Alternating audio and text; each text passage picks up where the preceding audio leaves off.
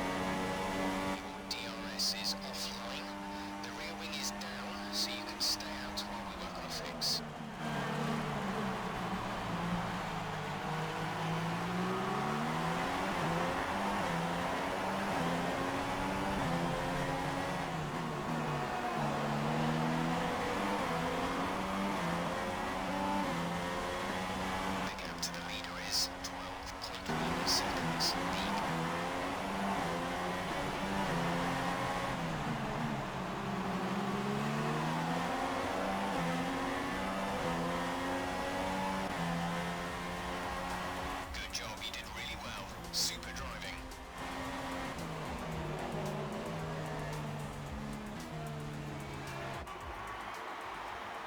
Great effort there from Ferrari to take the victory today. And I have to wonder, Anthony Davidson, just what set them apart from the competition here. The difference was clearly in the strategy. You could tell they'd done a lot of work on the pit wall to really optimise each stint and get the most out of the tyres. And it highlights just how much of a team sport this really is. But credit to the driver as well, though. There's no good having a well-oiled machine behind the scenes without a talented hand on the wheel, of course. And as we can see, it's time for the podium, and as the drivers make their way out, there's a familiar red suit making its way to the top step. Fantastic win for Ferrari.